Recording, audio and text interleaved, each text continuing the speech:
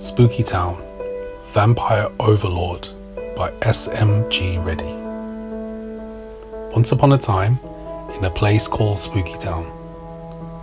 As the black mist in the sky faded, the moon turned blood red. Dennis and Shaun rejoiced at their victory. Yet far away, on the road, outside of a small town, something dark awakened. Two piercing eyes looked at the moon and acknowledged the sign immediately. A loud scream erupted right away. Kia, Pearl, dark spirits have been banished, and I no longer sense Samira among this earthly plane. Find me the ones who killed her, and find my orb. The two vampire assassins smiled at their lord and disappeared into the mist, ready to do anything for Lord Cures. They knew what the master wanted: track the enemy down, find their friends or family and hurt them, maybe even turn them into vampires. Fortunately, these old vampires did not need to hide in the shadows. They belonged to a very old line of creatures that could live under the sun. To them, the light of the sun did not pose a threat, only a nuisance.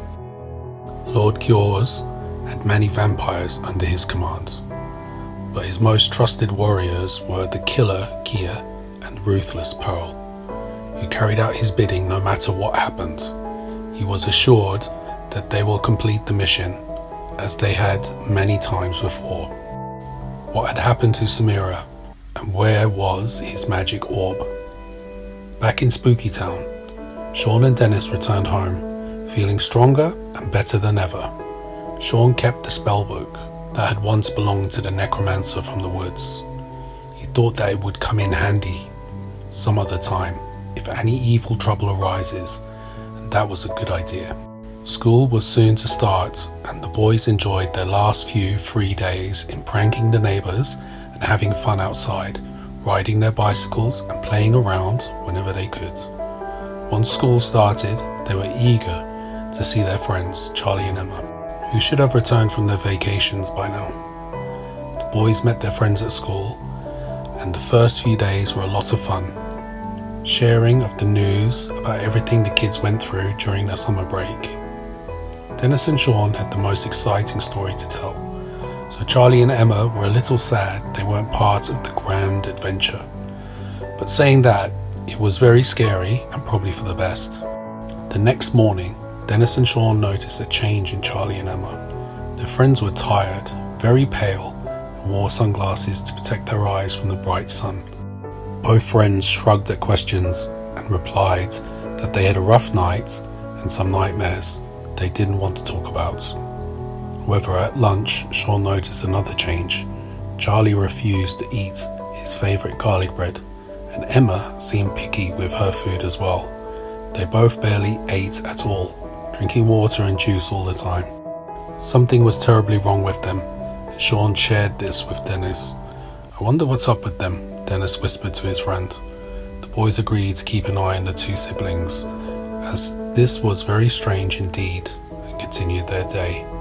As they were going out of school, they passed a trophy case, and Shaun looked at one of the trophies, daydreaming about having one of his own up on the shelf someday. However, his eyes caught something else. He saw his own reflection and Dennis, but Charlie and Emma did not appear in the mirror behind the trophies. He froze in his steps, trying not to give away his surprise. "Vampires, OMG, Shaun said to himself. Quickly, everything started to become clear, and he tried to remain calm. "Are you coming?" Dennis asked. "You know what? I just remembered. I wanted to take a look at something in the library. Let's catch up later," Shaun said. Dennis smiled and waved his friend goodbye, walking out of school together with Charlie and Emma. Shaun turned around and hurried to the library, where a nice man worked, a professor, who seemed to be fascinated with everything paranormal and bizarre. Running into the school library, Shaun looked around to find Professor Duffelcoat and noticed him putting away some books. "Hello, Professor. I need some help today on a very strange topic," Shaun greeted the man as he caught his breath. The professor agreed to help, and they sat behind the closest table. Shaun started from afar, and tried not to say why he was interested in vampires, and, more specific, the way to cure new ones and kill old ones. Professor seemed very interested and told everything he knew about vampire folklore and how to defeat them. But he couldn't remember anything about curing new ones. So he promised to email Shaun some information later on when he was home. Grateful for the professor's time, Shaun ran off back home and called Dennis on the way. Later, in the town centre, the boys agreed to meet up and get supplies, everything that they needed to fight the undead and hopefully save their friends from this evil curse. While at church, collecting some holy water, they met PC Dillon, a local policeman who was always working on strange cases. He was a great man, but sometimes very strict. He asked the boys if they noticed anything strange happening in Spooky Town. The boys did not tell him about Charlie and Emma, thinking that the policeman will not believe them. They did say, however, that it felt like someone was watching them. And something was off in school. Lots of kids absent and not feeling well. PC Dillon made them promise to return home before dark because he was investigating a case and let the boys go about their business. Dennis wanted to go back and share what they knew about vampires in town, but Shaun thought it was a bad idea, so they returned home. When they got into Shaun's room, they started preparing small water bombs, filling balloons and holy water with a pinch of garlic. Shaun then found the 2 water guns they used to play with last summer. They were perfect to attack any vampire who may get in their way. If legends are to be believed, vampires did not like garlic, holy water, and grosses. Severing the head from the body was also good.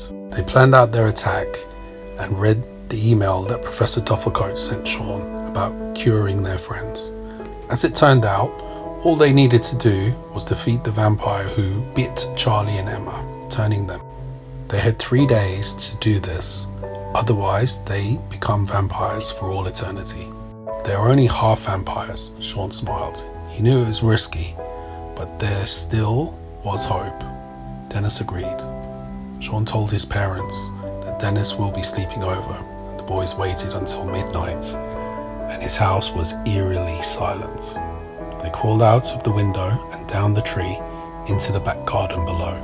The 2 friends set off to track down and hunt the vampires. After some time walking the streets, they heard voices on the road next to the graveyard. They noticed it was Charlie who was chatting with Emma. Staying hidden in the shadows, the boys followed their friends, who seemed much better now, not so pale and tired looking.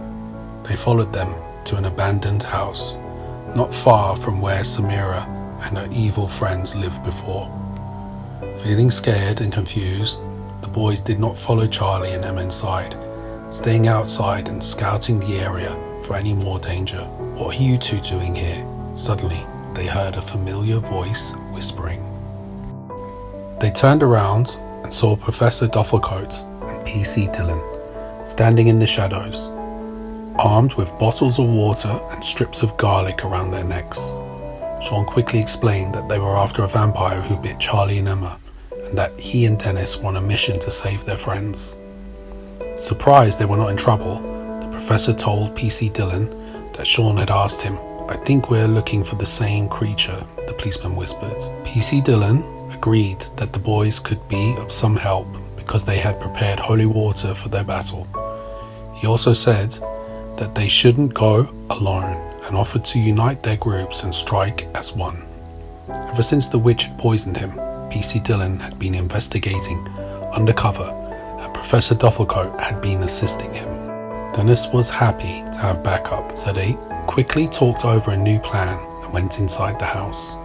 It was dark, creepy, and chilling to the bones. At first it was silent, but then the group of vampire hunters heard something being thrown on the floor. "Where is the orb and the book?" They heard a loud, growling voice. It was obvious that someone was looking for the magic orb plus the old spellbook that Shaun had found.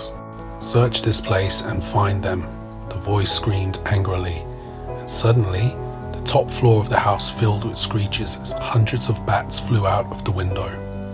Dennis and Shaun looked at the adults and noticed them giving a sign to stay put and hide.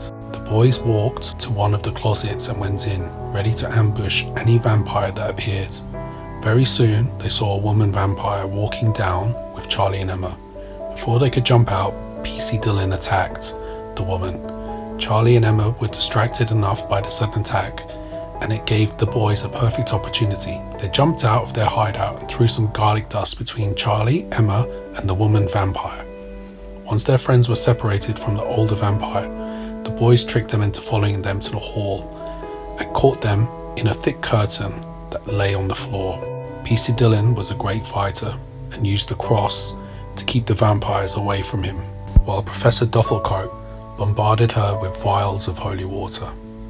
Finally, the battle ended when the vampire melted from a splash of holy water to her face. The professor was quick to hypnotize Charlie and Emma to keep them safe until they had found a way to repel the vampire curse. The professor asked Shaun about the old spellbook and wanted to search for any clues to the vampire overlord.